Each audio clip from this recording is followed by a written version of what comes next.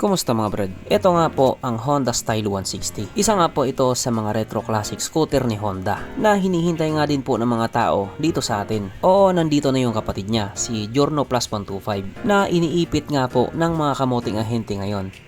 Bawal daw mag-cash. Pero kahit nga po ganun, mas gusto pa rin nila itong Honda Style 160. Syempre ang pinakarason nga po nila, mas malaki ang makina, mas mabilis, mas masaya.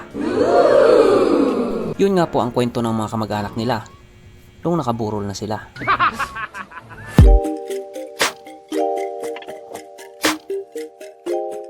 Pero syempre bago tayo magpatuloy, kung bago ka pa lamang napadpad dito sa aking walang kwentang channel, huwag ka na mag-subscribe. So yun na nga, kahit nga po nandito na sa Pilipinas ang isa sa mga pinakagwapong retro classic scooter ni Honda, which is the Giorno Plus 125, marami pa rin mga tao ang gusto na lang mag-stay put muna. Ipunin na lang muna yung pera para doon sa Honda Style 160. Yes po, yun nga po yung naging choice ng iba, ang maghintay na lang muna. Sa totoo lang, wala naman ako nakikitang mali doon. Kasi wala din naman pinagkaiba doon sa Giorno Plus. Nagantay din naman sila. Pero kasi ayon nga po sa aking mga pinagkakatiwalaang sources, dalawang motor lang yung sinabi niya na ilalabas ni Honda. Yun nga po ay yung PCX 160 at yung Honda ADB 350. At sad to say, hindi po niya nabanggit yung Honda Style 160. Pero syempre wag po tayo mawala ng pag-asa. Baka biglang manggulat si Honda. Wala lang, manggulat lang sila. It's a prank.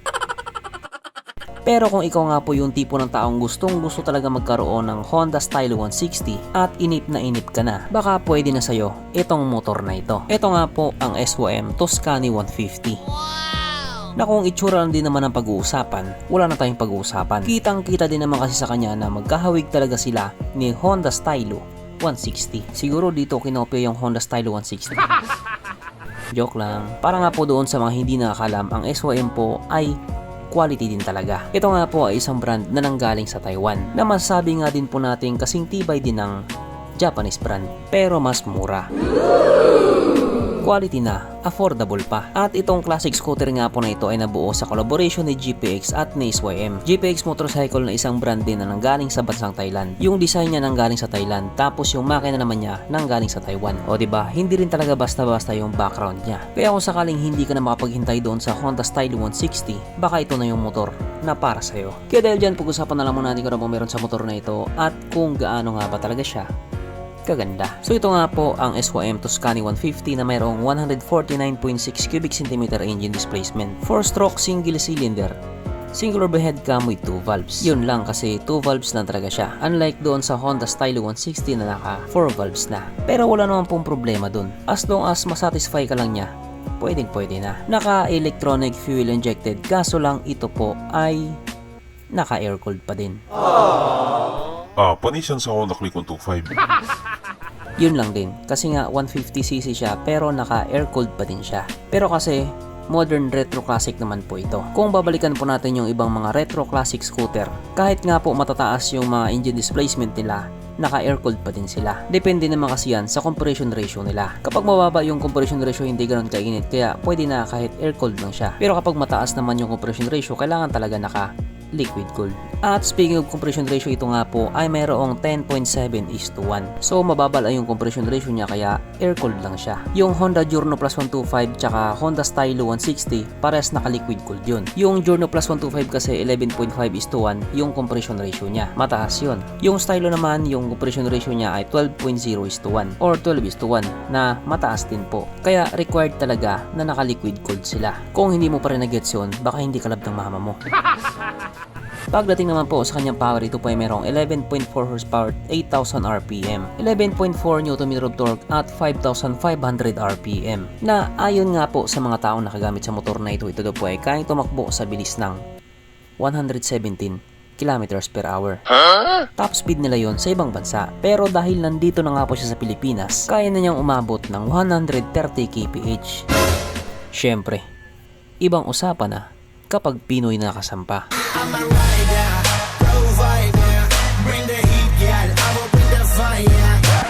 Ang kanyang tangke ay kaya magkarga ng 5.7 liters fuel tank capacity na kumukonsumo naman na po ng 45 kilometers per liter. So para nga po sa isang 150cc na classic scooter, matipid po yun. Ang sukat ng kanyang gulong 110/70/12 sa harap at 120/70/12 naman sa likuran. Yes po, 12 inches yung mga gulong niya. Pero bumagay din naman sa kanya kaya hindi siya mababash. Pagdating naman po sa kanyang braking system, ito po ay naka-disc brake sa harap at disc brake din po sa likuran. Kaso lang wala po itong ABS.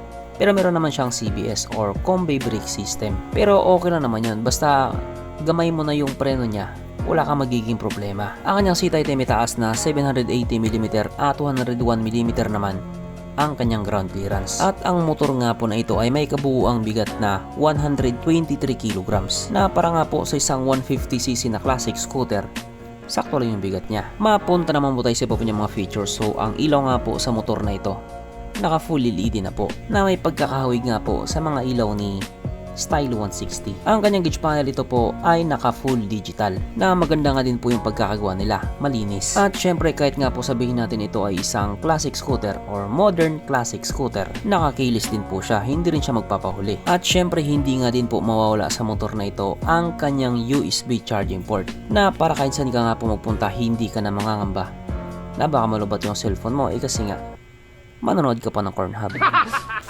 At nandito na nga po tayo sa exciting na part, ang kanyang mga suspension. So sa harapang bahagi nga po ito ay ginamitan ng telescopic fork. At sa likuran naman ito po ay gumagamit ng dual shock absorber, na ayon nga po sa mga taong nakagamit sa motor na ito, maganda ang bounce.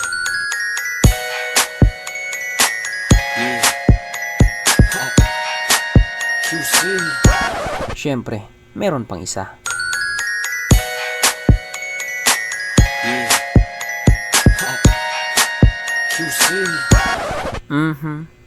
Panigurado, wala na namang nalungkot. At dahil wala nga pong nalungkot, alamin na po natin kung present nga ba sa motor na ito yung tatlong pinaka-importanting features. So una na nga po dito ang kanyang lagayan ng istalyon, at nakalungkot pang sabihin, wala siyang ganon.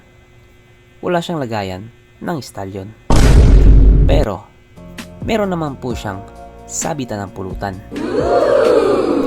At oras na nga po para sa ating Red Horse check, ang pinaka-importanting feature sa isang motor. At ayon nga po sa aking masusing pag-aanalisa, ang motor na ito ay kayang magkarga ng 2 kahong Red Horse at kasya pa 1 kahon sa kanyang underseat compartment.